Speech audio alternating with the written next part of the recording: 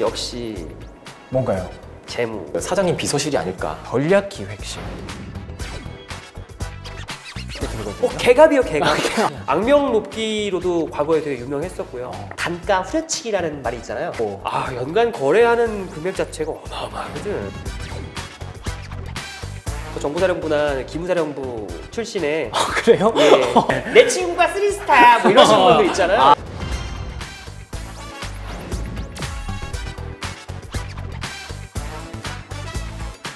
어찌됐든 그 인사팀 원들 입장에서 보는 그런 다른 팀들의 이미지에 대해서 얘기를 나눠봤는데요. 또 이런 얘기도 들었습니다. 회사에 흔히 힘 좀 쓰는 팀이 있다. 강한 힘이 있는 인사팀도 좀 힘이 있을 것 같기도 하고요. 제가 생각할 땐 지금 가장 뭐 시대를 아울러서 가장 힘 있는 부서는 역시 뭔가요? 재무겠죠. 지금 연도에 하고 있는 사업 내년에 과연 지속 가능할 수 있을 것인가?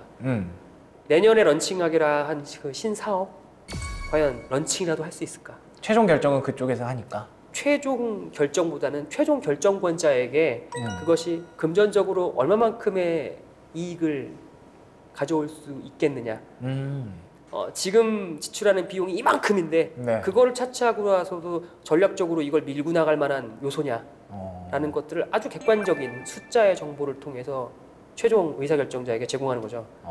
잘 나가는 사업이 하루아침에 엎어질 수도 있고 내년도 기획했었던 일 때문에 사람 이만큼 뽑아놨는데 네. 최종적으로 안 될 것 같아서 다 엎어지는 경우.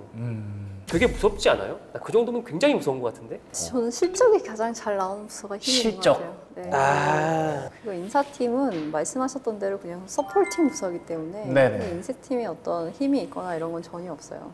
실적이 최고다. 네, 실적이 최고예요.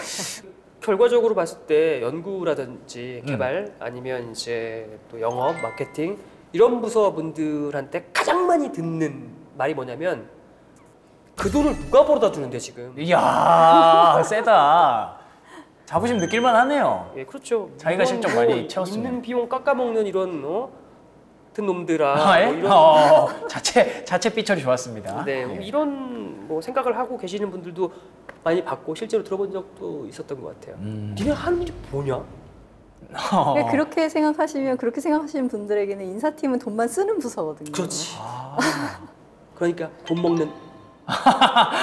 돈 먹는 직무. 물론은 실적 좋은 부서가 짱이네요. 뭐 그럴 수도 있겠지만 실적이 어떻게 잡히느냐는 결국은 재무에서 재단하기 나름이니까. 결국 또 기승전 재무로 가시는 우리 프로님의 대답이었는데요. 그 뭐 재무팀도 저는 힘센 부서 중에 하나라고 생각하고요. 네. 근데 저는 제 개인적으로 생각하는 가장 힘센 부서는 그 사장님 비서실이 아닐까. 비서실에 또 부서로 돼 있는 경우가 많거든요. 회사 보면은 좀 큰 회사들 보면은.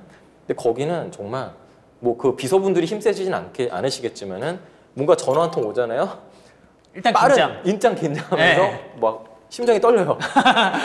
만약에 못 받았다 그러면은 황급히 전화하고 이런 뭐 저 개인적으로는 좀 그런 것 같습니다. 그러는데 잘못 걸었습니다. 그럼 좀 한숨을 놓자. 다행이다. 네. 반대로 이제 겉으로 봤을 때 그리고 사람들한테 알려졌을 때 뭐 그렇게 힘센 부서라고는 알려져 있지 않지만 실속은 여기가 짱이다. 이런데 혹시 있을까요? 저는 총무팀이라고 생각해요. 그러니까 총무팀 정말 힘들어요. 개빡세. 예, 정말 힘들고 일도 많고 하는 일만큼 또 이제 보상도 적게 받는 경우도 덜어 있고요. 티가 안 나. 네, 티도 안 나요. 오히려 잘하면 본전이고 못하면 또 여기저기서 좀 불만들을 많이 받고요. 근데 총무팀이라는 게 한 회사의 그 살림을 관장하는 거거든요. 그러다 보니까 그 살림이란 게 또 기업이 커질수록 어떤 관련된 업체랑도 그런 여러 가지 좋은 관계를 유지할 수 있고 그만큼 어떤 상품이라든지 또는 어떤 뭐 하다못해 뭐 어떤 리조트를 계약한다 하더라도 좋은 정보들을 많이 들어요. 그래서 어디 가면 더 싸다 이런 정보도 되게 많이 알고 계시고요. 그래서 그런 것도 그런 말 그대로 살림과 관련된 그런 생활과 관련된 거에서는 훨씬 더 많은 정보를 갖고 있다. 총무팀을 이제 그런 건 좋은 모르시는 분들에게 가장 쉽게 설명할 때가 뭐냐면 대대 주임원사가 자기 팀을 갖고 있다고 생각해요. 대대 주임원사가 자기 팀을 갖고 있다고요? 주임원사라고 하면 뭔가 약간 한량 이미지. 아니, 긍정적으로 봤을 때 그분의 역할과 긍정적으로 봤을 그런 거 때. 봤을 때 주변 생활권에 대한 모든 정보 군대 얘기가 나왔으니까 저 또 이제 어떤 대기업 중소기업에는 거의 없어요. 근데 대기업에는 비상계획팀이라고 있어요. 그러니까 그게 뭐냐면은 그냥 예비군을 하거나 그러면 직장에 또 아무래도 남성분들이 많잖아요. 그러니까 군대를 제대하시고 이제 사회생활을 시작하는 남성분들이 많기 때문에 그분들이 이제 직장 예비군에 편성이 돼요. 직장연대. 그렇죠. 예, 근데 그분들이 이제 관리하는 업무입니다. 그러니까 근데 그분들도 그 비상계획팀도 되게 바빠요. 뭐 그분들 다 하고 해야 되는데 상대적으로 어떤 실적의 압박이라든지, 그 회사가 뭐 이렇게 좀 실적이 좋고 이렇게 잘 되면은 또 다들 뭐 좋다 하지만 또 안 될 때는 다들 뭐 비상 경영이다 하면서 막 굉장히 힘들어 하거든요. 근데 그 팀만큼은 사실은 거기에 대한 크게 영향을 안 받는 오롯이 한 가지 목적을 그러니까 자기 하는 일만 어떤 국가에서 그 예비군 관련돼서 그 하는 일만 하면 되기 때문에 상대적으로 그런 실적 압박이라든지 그런 회사의 업앤다운 거기에 대한 좀 스트레스는 상대적으로 적은 것 같습니다. 그 팀의 단점은 아무나 갈 수 없는 부서라는 게 단점이고요. 그 아무나는 진짜 아무나 못 가고 뭔가 중요한 스펙이 있겠죠. 필요한 일단 뭐 그 팀의 팀장은 예를 들어서 정보사령부나 기무사령부 출신의 그래요? 중령급 이상의 되시는 분들이 예편하고 오시는 경우가 많고요. 어느 정도 이제 군대에서 어느 정도의 경력을 갖고 계신 분. 그거 엄청난 경력 아니에요? 맞죠. 내 친구가 3스타 뭐 이러시는 분들 있잖아요. 동기가 뭐 1타, 육사 몇 기인데 뭐 이런 분들이 일반 신입공채라든지 이거를 통해서 들어가 계시는 분은 없어요. 그 부서에는. 네. 겉에서 보기에는 실적 압박도 없고 약간은 조금 편해 보이는 초월한 부서죠. 그런 부서일 수 있겠다. 제가 호텔에 있을 때 구매팀이 구매팀. 호텔은 사실 모든 걸 다 구매하잖아요. 되게 고급진 그런 브랜드들 제품으로 좋은 제품으로 구매를 하기도 하고 또 식자재부터 모든 제품 가구, 뭐 인테리어 소품까지 안 구매하는 게 없으니까 그걸 이제 모든 정보를 다 알고 있어요. 정보를 알고 있다. 그래서 어디 가면 어떤 되게 좋은 제품이 얼마에 팔고 있고 이런 걸 다 아시는 거예요. 그래서 저 되게 친한 후배가 구매팀에 계신 분하고 결혼을 했는데 혼수 준비를 그 신랑분이 다 하시더라고요. 와. 여기 가서. 그러니까 이 친구는 뭘 알아볼 필요도 없고 뭐 아무것도 안 해도 모든 걸 다 가장 싼 가격에. 그러니까요. 좋은 걸로 되게 좋은 제품을 저렴한 가격에 구입을 다 해당 하시더라고요. 예산으로 할 수 있는 가장 좋은 것들을 하셨겠네요. 그리고 이게 이제 어쩔 수가 없는 게 뭐 나쁘게 보시지 마시고요. 아마도 이제 뭐 대형 가전업체라든지 이런 데서 이제 뭐 프로모션이 들어오는 경우들 충분히 활용한다라고 볼 수 있는 거고 계약을 하잖아요. 구매 담당자가 구매 담당이 계약을 하는 거예요. 우리 회사의 모든 PC를 바꿔야 돼. 우리 회사의 모든 무언가를 바꿔야 돼. 이런 대규모 1, 2억짜리 계약이 아닌 거지 이제. 몇십억짜리 계약이 될 수 있는 것들을 많이 이제 그 담당자랑 하다 보니까 이제 가장 좋은 프로모션이 나올 때 이제 이 계약과 거래 관계를 존속시키기 위해서 뭐 이런 게 있습니다라고 이제 소개도 해줄 수 있는 거고 이런 기회들이 되게 많은 거죠. 그런 분들 같은 경우. 그냥 얘기만 들었을 때 개인적인 느낌은 굉장히 갑일 것 같다는 생각도 들거든요. 개갑이요, 개갑. 네. 그런 갑이 어디 있어? 그러니까요. 구매팀이 되게 좀 전문 분야예요. 그럼. 왜냐면 국가별로 어떤 그 가격도 다 틀리고요. 그리고 이거를 구매했을 때 이거를 또 하나만 구매하는 게 아니잖아요. 또 싼 가격일 때 구매해야 되는데 그 다음에 그거를 어디에 저장시켜 놓을 거냐. 그러니까 여러 가지가 다 겹칩니다. 구매도 단순하게 어디 좋은 제품을 싼 가격에 사는 거 그게 다가 아니란 얘기죠. 그럼요. 그러다 보니까 우리나라에도 그런 구매 전문가가 사실은 아직까지는 그렇게 많지가 않아요. 근데 내가 깜빡했던 것 같아요. 너무 이제 우리랑 근처에 있는 부서들만 생각하면 깜빡했는데 가장 파워 있는 것 중에 하나의 구매팀을 빼놨네 내가. 구매팀이 그만큼 세다고. 연간 거래하는 금액 자체가 어마어마하거든. 결국 또 돈인가요? 이 친구들 같은 경우는 돈을 쓰는 거예요. 악명 높기로도 과거에 되게 유명했었고요. 우리가 흔히 이제 많이 인용하는 단가 후려치기라는 말이 있잖아요. 저렴하게 구매하기. 그런 말들이 이제 전통적인 제조사의 구매팀에서 많이 나오던 말들이었어요. 단가 후려치기의 어원이고요. 과거에 그랬다. 지금은 못 그러죠. 알겠습니다. 구매팀까지 실속 있는 팀들에 대해서 얘기를 나눠봤는데요.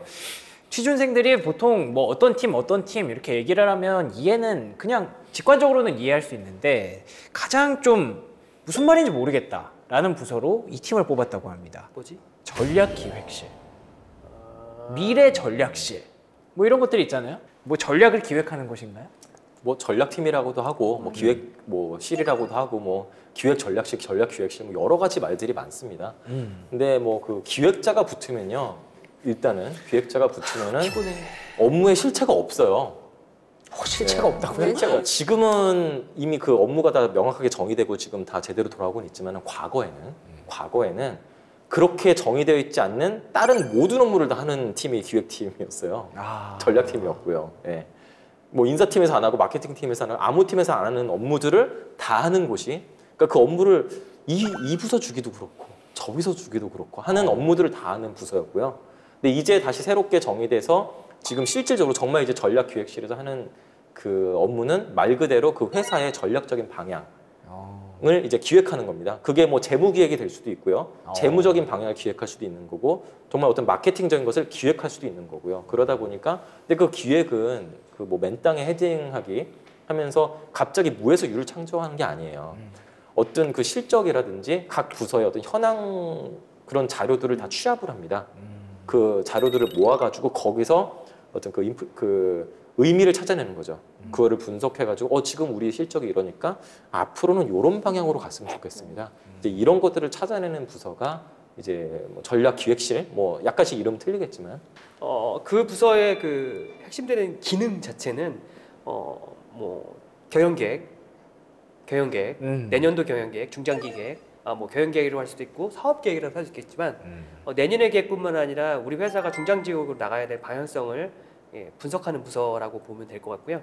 그렇게 하기 위해선 당연하게 모든 사업 부문에 걸쳐서 해당되는 계획들을 취합하고 이 계획이 실현 가능한가를 해당되는 계획서를 바탕으로 해서 분석해야 되는 팀이라고 보면 되고요.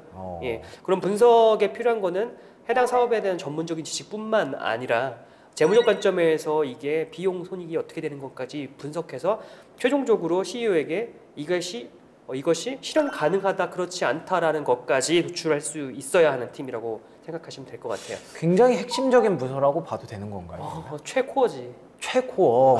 그러니까 밑그림을 그리기 때문에 그러다 보니까 일반적으로 이제 뭐 취업 준비하시는 분들이나 신입 사원분들한테 좀 얘기를 들어보면은 그런 분들은 인문계 분들 특히 뭐 어디 가고 싶으세요? 그러면은 부서를 택하라고 하면은 뭐 전략기획팀이요, 뭐 전략기획실이요, 기획팀이요, 이런 말씀들을 하세요. 근데 일반적으로 회사들을 면밀히 살펴보면요, 전략기획실에서 있는 분들 중에 신입사원분들은 거의 없고요. 그러니까. 만약에 신입사원분들이 있다면 그분들이 하는 역할은 그 이제 취합하는 거, 그러니까 일정 체크하고 어디 이거 좀 빨리 자료 좀 보내주세요. 요 정도 취합하는 업무가 대부분이고요. 제 친구가 그거 하거든요. 그 팀에서. 근데 겉으로는 이제 명함에 뭐 기획실, 전략기획실 누구 하면 되게 뭔가 좀 있어 보이잖아요. 무슨 영 브레인인 줄 알아. 근데 사실은 그런 거고, 실제 거기 그 일하시는 구성원분들의 면면을 살펴보면은 다 해당 분야에서 어느 정도 경험이 있는 해당 분야에 어느 정도 전문가분들이 다 모여 계십니다. 물론 인사팀에서 갔을 수도 있고, 뭐 마케팅팀에서 오실 수도 있고, 무슨 뭐 개발팀에서 왔을 수도 있고요. 그래서 그분들이 하나하나 모여가지고 이제 진짜 전략적인 거를 이제 같이 하는 그런 부서라고 보시면 되겠습니다. 알겠습니다.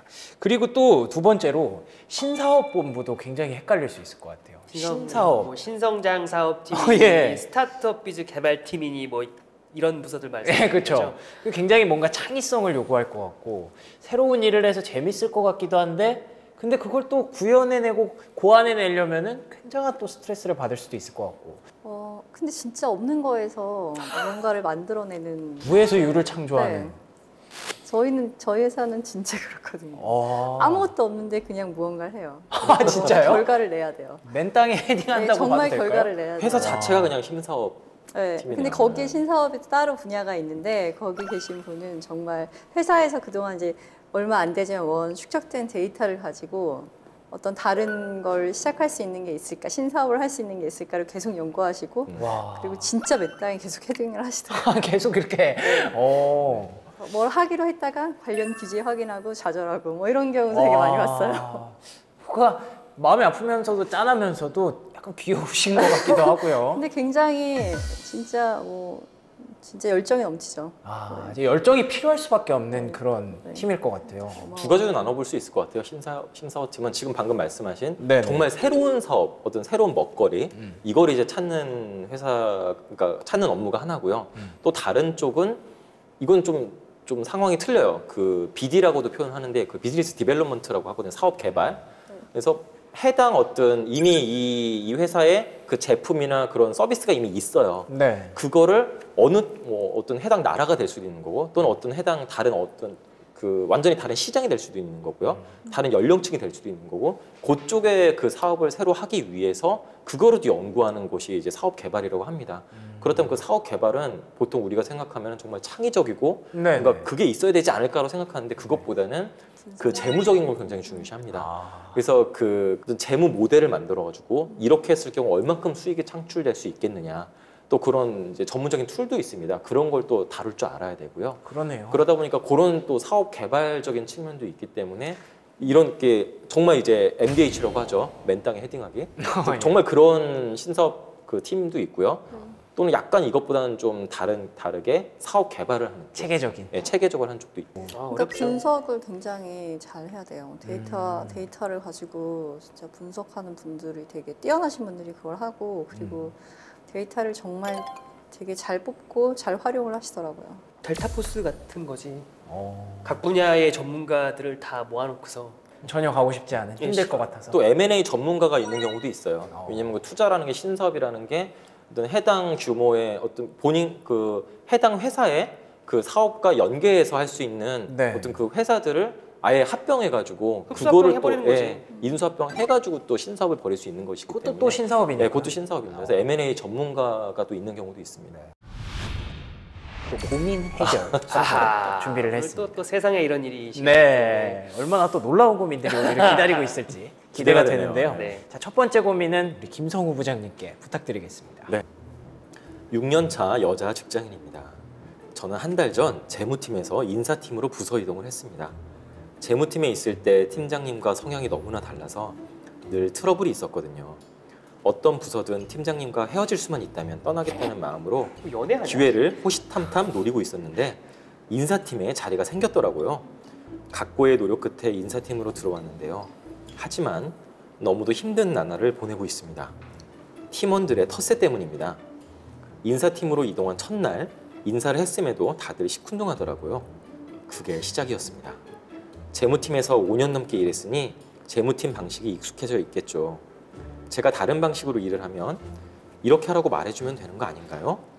방식이 다르다며 무시만 하고 가르쳐주지 않습니다. 자료를 요청해도 절대 공유하려고 하지 않고요. 제가 출근하면 3, 4, 5 이야기하던 사람들도 각자 자리로 흩어지고 점심시간엔 저만 놔두고 각자 떠납니다. 그리고 며칠 전 기막힌 이야기를 들었습니다. 마케팅팀에서 일하고 있는 제 동기가 말해줬는데요. 야, 너 인사팀 들어가서 팀원들이랑 밥도 안 먹는다며? 아니, 네가 팀원들이랑 안 친해지려고 한다던데? 밥 다른 사람들과 먹었죠. 저만 두고 다들 사라지니까 다른 사람이랑 먹어야지. 뭐 어쩔 수 있나요? 제가 낯을 가렸다니 다들 저를 적대시하는데 저보고 어떡하라는 건지 이런 뒷담화까지 돌고 있을지 상상도 못했는데 요즘은 재무팀에 들어가서 최악의 팀장님과 다시 일하고 싶습니다. 이 사람들의 텃세 어떻게 극복해야 할까요? 부서 이동을 하시고 지금 텃세를 경험하고 있다고 주장하시는 분입니다. 인사팀 직원들이 실제 그런 거면 진짜 못됐네요. 인사팀 직원들 다 그렇진 않죠? 이거는 네. 텃세라고 포장하는 게 너무 아깝고요. 이건 직장 내 왕따의 현장입니다. 진짜요? 네. 근데 본인만 그렇게 느끼고 있을 수도 있는 거 아닌가요? 그럴 수 있죠. 예. 근데 저는 다르게 생각하면요. 그냥 저는 이제 일부러 다른 관점에서 6년 차예요. 6년 차고 재무팀에 있었어요. 네. 6년 차면은 이미 재무팀에서 5년 넘게 일하셨잖아요. 그럼 재무팀에서도 이미 베테랑이거든요. 베테랑까지는 아니더라도 어느 정도 실무적인 거는 굉장히 마스터급의 숙련자지. 네, 숙련자죠. 하지만 반대로 생각하면은 인사팀에서는 완전히 그 신입입니다. 신입이지. 신입. 인사에 대해서는 아무것도 모릅니다. 그런데 이분은 그 의도가 재무팀에서 인사팀으로 옮긴 이유가 뭐냐면은 내가 어떤 인사 직무를 하고 싶어서 옮긴 게 아니에요. 맞아요. 사람이 싫어서 온 이 거지. 재무팀을 떠나고 싶어서 근데 그 과정까지는 여기 안 적혀 있어서 모르겠지만 사연에 어쨌든 인사팀 뭐 팀장님과 친해졌건 어떤 계기가 돼서 인사팀에 자리가 났는데 그 자리에 인사팀의 경험이 한 번도 없는 생짜 재무팀 분이 이제 엉뚱한 다른 부서 사람이 온 거예요. 게다가 6년 차예요. 6년 차면은 한 대리 중간 정도 직급이 되실 텐데 이제 뭐 직급마다 틀리겠지만요.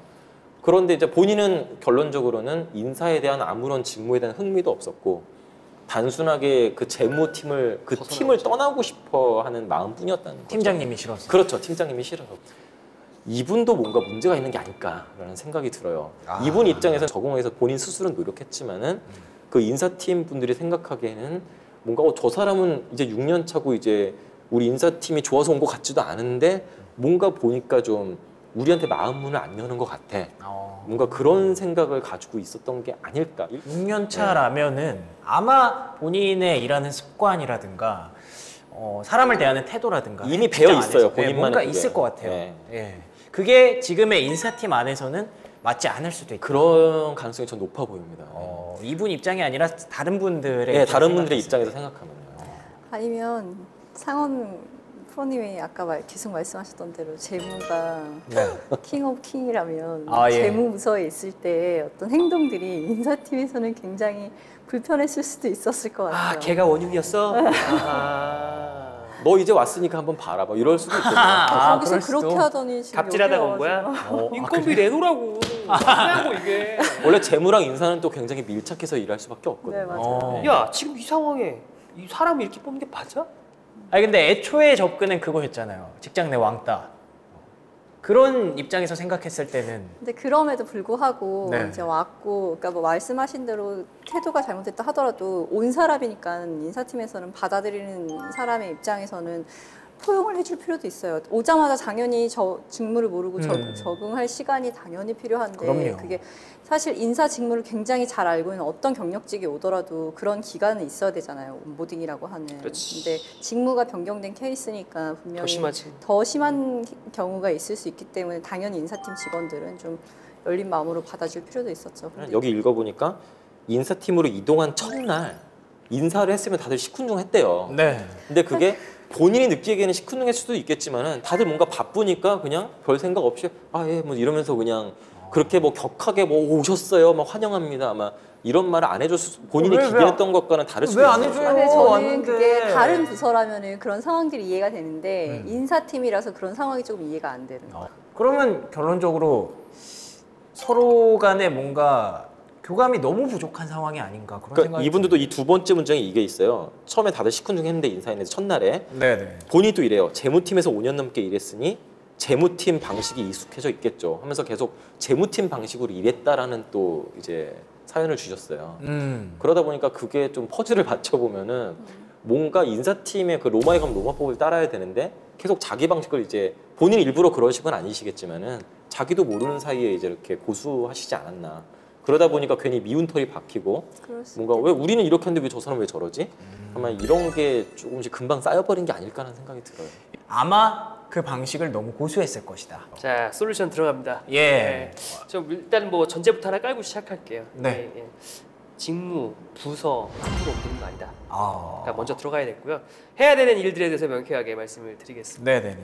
1번으로는 이제 본인이 해당하는 직책자 인사팀장한테 면담을 신청해야 되는 게 맞고요. 인사팀 직책자. 네, 자기 팀 직책자인 네네. 예, 직책에게 내가 이러한 일을 고민을 하고 있다라고 먼저 면담을 실천하는 게 맞고요. 두 번째로 해야 될 일은 이제 팀장과 개인이 같이 해야 되는 일입니다. 하나는 뭐냐면 개인으로서는 본인으로서는 내가 하던 일의 방식이라든지 이런 것들을 전부 다 내려놔야 돼요. 나의 짬밥, 나의 어떤 그간에 해왔던 그 업무에 대한 레거시 이런 것들을 전부 다 내려놔야 돼요.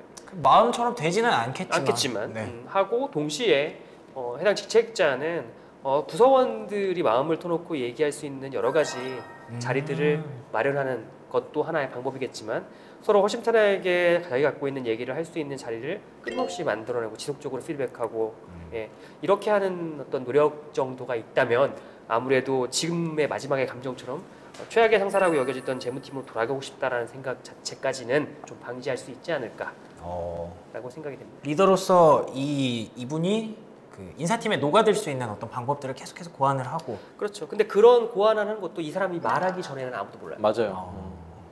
자기의 직무 전문성을 포기한 게 커리어 패스를 좀 어긋나게 가는 게 이분한테는 굉장히 도움이 되지 않는 상황일 것 같다는 생각이 들어요. 애초에 첫 단추를 좀 잘못 깼다.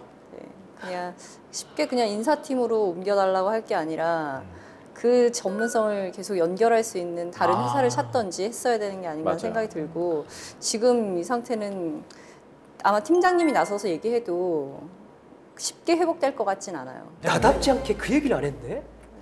이직이 답일 수도 있었는데. 회사 이직?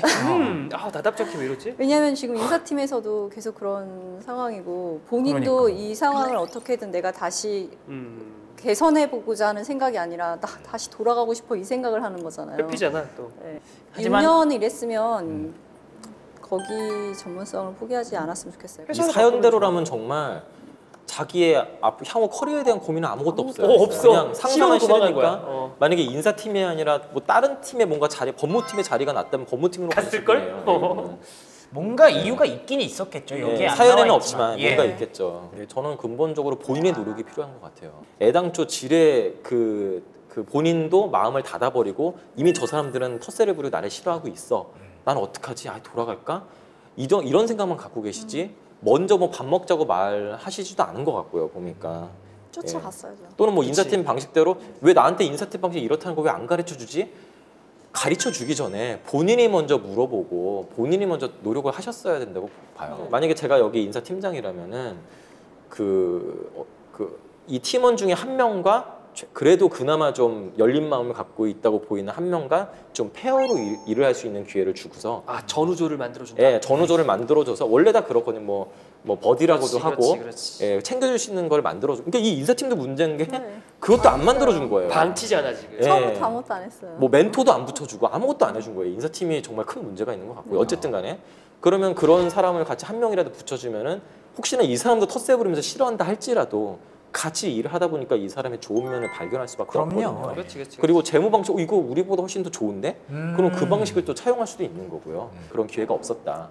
하지만 근본적인 거는 우선적으로 본인이 먼저 노력을 좀 했으면 좋겠다. 이 정도 사연이면은 우리가 그간에 겪어왔던 여러 가지 사례들 중에서 명쾌하게 솔루션이 나갈 수 있는 몇 안 되는 그런 것 같아요. 그렇네요. 하나인 네. 것 같아요. 지금 다 설득력이 있는 그런 솔루션들이 나왔던 것 물론 같아요. 죄송하지만 본인은 되게 괴로우시겠지만 네. 이렇게 직무 그리고 각자 속한 곳에서 얼마나 안 맞는 사람도 있고 정말 맞는 사람도 있고 여러 가지 고민들이 있기 때문에 이런 상담을 해드렸는데요. 일을 잘하려면 본인에게 맞는 자리를 잘 골라서 가는 것도 오늘 얘기를 나눠보니까 그것도 능력이라는 생각이 듭니다. 모두들 본인에게 안성맞춤인 자리에서 열심히 잘 일하셨으면 좋겠습니다.